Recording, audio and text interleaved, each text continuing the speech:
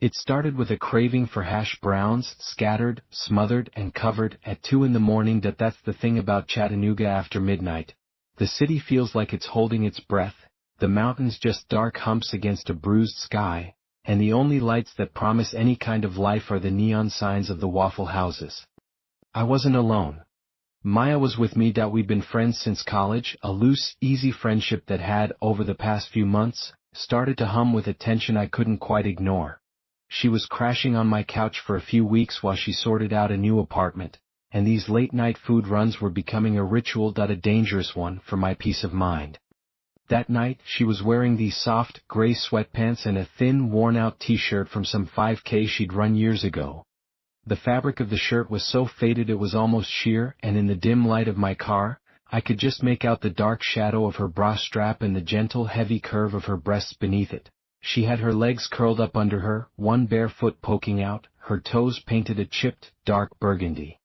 I kept my eyes on the road, but my mind kept drifting back to that foot, the delicate bones of her ankle, the casual, intimate way she was just there in my passenger seat. I had a sudden, stupidly vivid image of taking that foot in my hand, feeling the cool skin, tracing the line of her arch. I shook my head, gripping the wheel tighter. This was Maya. My friend, and I was driving her to a Waffle House. We pulled into the lot of the one on Lee Highway, the one that's always open, always glowing with that yellow and black sign like a beacon for the lonely and the insomniac. The place was mostly empty. A tired-looking cook leaned against the grill, and a lone trucker sat at the counter, hunched over a coffee. We slid into a sticky vinyl booth by the window. The conversation was easy, the usual stuff, her job hunt, my annoying boss, a funny movie we'd seen. But underneath it, I was hyper-aware of her. The way she tucked a strand of her dark hair behind her ear, the way her lips looked glossy from the Coke she was drinking. She laughed at something I said, and the sound was low and warm, and I felt a pull low in my gut. This was the problem with having a beautiful woman living in your space. The lines got blurry. Thoughts got inappropriate. I needed cash for the tip. I never carry cash. I'm gonna hit the ATM, I said, nodding toward the back of the restaurant. Near the restrooms, tucked into a short, dimly lit hallway, was one of those old, standalone automated teller machines. It was beige, scuffed, with a small, green-lit screen. "Get me 20 while you're at it," Maya said, not looking up from her phone, a small smile playing on her lips. "I'll pay you back." I fumbled for my wallet and walked over. The hallway was colder than the main dining area. The hum of the ATM was louder than it should have been, a low, grinding vibration that felt like it was in my teeth. I slid my card in, went through the prompts. Everything was normal. The machine whirred and clunked, and then it spat out 4 $20 bills. I grabbed them and stopped. They were warm. Not just room temperature, but actively warm, like they'd been sitting on a heating vent or had just come out of a dryer. I held them in my palm, the heat a strange, living pulse against my skin. It was unsettling, but not exactly alarming. Maybe the machine had a faulty heater, something to do with the motor. I folded the bills and shoved them into my pocket, the warmth seeping through the denim of my jeans. As I turned to leave, I noticed a man standing near the entrance to the hallway, just watching me. He hadn't been there a second ago. My heart did a little stutter step. He was tall and gaunt, dressed in a dark, ill-fitting suit that looked decades out of date. His hair was a pale, lifeless gray, cut short and neat. But it was his face that held me. It was utterly, profoundly average. There was nothing remarkable about his features. A straight nose, a thin mouth, pale eyes, but the arrangement of them was so devoid of expression it was like looking at a blank page. He wasn't smiling, wasn't frowning. He was just observing. He took a step forward. The lights in the hallway flickered, just for a second. "Did it give you what you needed?" he asked. His voice was as neutral as his face, a flat, mid-range tone that held no inflection. Yeah, I said, forcing a casualness I didn't feel. "Just getting some cash." He nodded slowly, his eyes never leaving mine. They were a very light blue, almost gray, and they seemed to absorb the weak light from the ATM screen rather than reflect it. "It's good to be prepared, for tomorrow." A chill, sharp and clean, went down my spine. It was such a weird thing to say. I just nodded, sidestepping him, desperate to get back to the bright, noisy safety of the booth. To Maya. "Everything okay?" she asked as I slid back in. "You look like you saw a ghost." "Nah, just a weird guy." I glanced back toward the hallway that he was gone that I pulled the money out of my pocket. It was still warm, and this feels weird, the money that it's warm. Maya's eyebrows went up, she reached across the table, her fingers brushing against mine as she took one of the bills that a little jolt went through me at the contact. "Ha," she said, rubbing the bill between her thumb and forefinger. "That is weird, feels alive." She held it up to the light, then her eyes narrowed. "Hey, what's the date on this?" I leaned in, the date was printed in the usual place, but it wasn't today's date that it was tomorrow's that we both stared at it. The noise of the restaurant, the sizzle of the grill, the clatter of plates, seemed to fade into a dull roar. "That's a misprint, right?" Maya said, her voice dropping. "It has to be." "Yeah," I said, but my voice lacked conviction that I checked the other 3 bills. All of them were dated for tomorrow. All of them were warm that I suddenly felt like I'd done something wrong, like I was in possession of contraband that I shoved them back into my pocket. We ate our food, but the mood had shifted, the easy banter was gone, replaced by a watchful silence that I kept scanning the restaurant, but the man in the suit was nowhere to be seen that I found myself staring at Maya again, but now it was for comfort, for a tether to reality, the way her neck curved down to her shoulder, the faint pulse at the base of her throat that I wanted to put my hand there, to feel that steady beat, to confirm that we were both still here in the normal world. We paid the bill. I used a card, leaving the strange cash in my pocket, and walked out into the humid Chattanooga night. The parking lot was empty except for my car. As I unlocked the doors, I saw something lying on the driver's seat, that a single $20 bill. My blood went cold that I was sure I'd locked the car. "Did you leave this in here?" I asked Maya, my voice tight. She peered in. "No, I gave yours back to you." I picked it up. It was warm, dated for tomorrow. The drive home was silent, the dark streets seemed to watch us pass. Every shadow felt deliberate. When we got back to my apartment, I made a show of checking the locks on the door twice. Maya hovered near the couch, her arms crossed over her chest, the thin t-shirt stretched across her breasts, and for a fleeting, shameful second, the fear was eclipsed by a sharp spike of desire. I imagined pulling her to me, feeling her body against mine, using that physical reality to drown out the creeping unease. The thought was so stark and inappropriate it made me feel sick. "I'm gonna take a shower," she said softly, not meeting my eyes. I just nodded, listening to the sound of her footsteps down the hall, the click of the bathroom door, the eventual rush of water. I pulled the 5 warm $20 bills from my pocket and laid them on my coffee table. They lay there, innocent pieces of green paper radiating a low, impossible heat. I took out my phone and opened my banking app, my heart thudding against my ribs. The last transaction was there, $80 withdrawn from the Waffle House ATM on Lee Highway. The timestamp was correct. The balance was right. But then I opened my photo gallery. I sometimes take pictures of my receipts, a dumb habit to track expenses. I'd taken a picture of the Waffle House receipt tonight. I found it and zoomed in, and my breath caught in my throat. In the background of the shot, blurred but unmistakable, was our booth. Maya was looking down at her phone, a small smile on her face. And sitting across from her in my seat, was the man in the suit. He was turned, looking not at her, but directly into the camera lens, his expression still blank, but his presence a violation of the memory I held that I had taken this photo. He had not been there. I dropped my phone like it had burned me. The shower was still running. The apartment was too quiet that I could hear the faint, rhythmic drip of the kitchen faucet. I'd been meaning to fix that it sounded like a countdown. The next day was a Tuesday. I called in sick to work. The thought of sitting in my cubicle, pretending everything was normal, was impossible.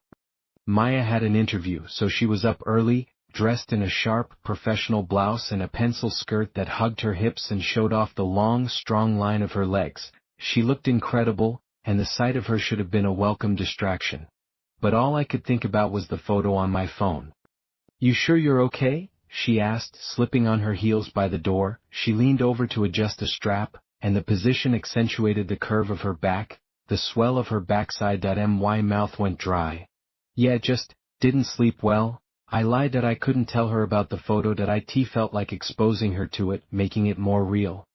She left, and the apartment felt immense and threatening. I spent the morning trying to rationalize it. A coincidence. A misprint. A glitch in my phone's software. superimposing an image. But the warm money in my pocket, the man's words, asterisk for tomorrow asterisk, it all knitted together into a tapestry of dread.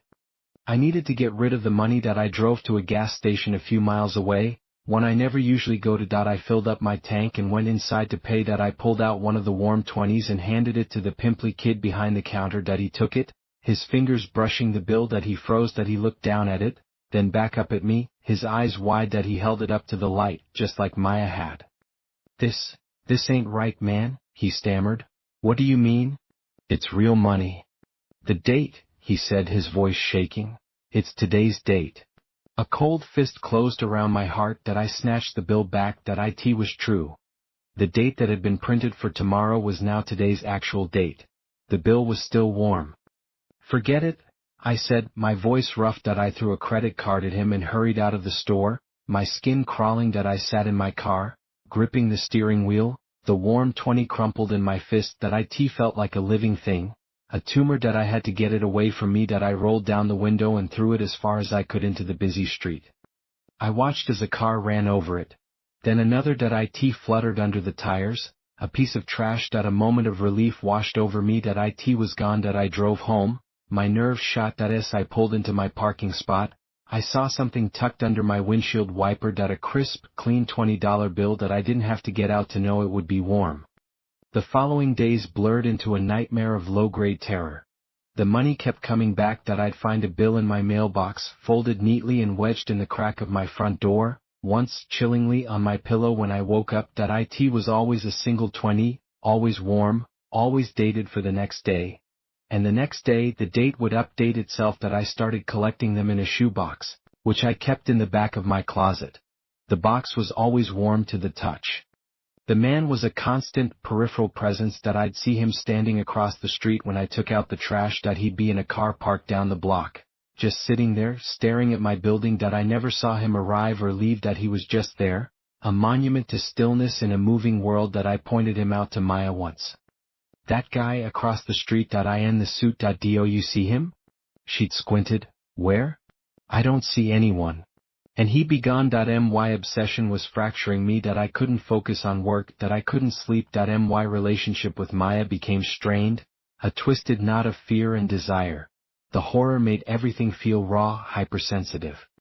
One night we were watching a movie and she had her feet tucked up under her on the couch, her bare toes inches from my leg. I found myself staring at them, at the delicate bones, the pale skin, the burgundy polish. In the flickering light of the TV, they looked vulnerable and perfect. I imagined the man in the suit touching them, his pale, cold hands on her warm skin, and a wave of nausea and possessive anger washed over me so strong I had to get up and leave the room. What is going on with you? She finally asked, a few days into this hell. We were in the kitchen. She was wearing just a long t-shirt and underwear, having just gotten out of the shower. Her hair was damp, clinging to her neck, her legs were bare and smooth, and I could see the faint outline of her body through the thin cotton. The scent of her shampoo, something with coconut, filled the small space. It was an intensely intimate scene, the kind I'd fantasized about, but now it was poisoned. I broke. I told her everything, the warm money, the changing dates, the man, the photo. I showed her the shoebox in the closet. She reached in and pulled out a handful of the bills, her face pale. Jesus, Mark, she whispered. We have to go to the police. And tell them what? I laughed, a harsh, brittle sound. That an ATM is giving me prophetic, warm money and a creepy guy is stalking me? They'll think I'm insane. Then we go back, she said, her voice firm. Her eyes were wide, scared but determined. We go back to that Waffle House, right now. In the daylight. We face it. I didn't want to. The thought of returning to that place made my stomach clench into a hard knot. But looking at her, at the fierce protectiveness in her gaze, I felt a flicker of something other than fear. It was a desperate, clawing need, for her. For this to be over. I nodded. We drove to the Waffle House in the harsh light of a Tuesday afternoon. The place looked mundane, shabby. We went inside. The same tired cook was there. A different waitress. We took the same booth. My heart was hammering against my ribs. I could feel the phantom warmth of the bills in my pocket, even though I'd left them all at home. Okay, Maya said, her voice low. I'm going to go use the ATM. Right now that I'm going to get a 20 and we're going to see what happens. No, I said, grabbing her wrist. Her skin was soft, her pulse quick under my fingers. Don't. We have to, Mark, that we have to break the cycle. She pulled her hand away and stood up, her movements decisive that I watched her walk toward the back hallway, the sway of her hips in her jeans both a comfort and a torment. She disappeared around the corner. I waited, the seconds stretched into an eternity, the drip of the coffee maker, the scrape of a fork on a plate, every sound was amplified. She was taking too long, way too long. That I stood up, my chair scraping loudly. That I hurried to the hallway. That it was empty, the ATM screen was dark. Maya was gone. Panic, cold and absolute, seized me. Maya? I called out, my voice echoing in the narrow space. That I pushed open the door to the women's restroom. Empty. The men's room. Empty. I ran back into the dining area. Did you see her? The woman I was with? She went to the ATM? The waitress looked up, bored. Haven't seen anyone, honey. I bolted outside, my head swiveling, searching the parking lot, the street. That nothing. My car was still there. Hers was back at my apartment. That I pulled out my phone and called her. That it went straight to voicemail. I was about to call the police, my fingers shaking so badly I could barely dial, when my phone buzzed in my hand. A text message. From Maya's number. It was a photo. I opened it. It was a picture of me. I was sitting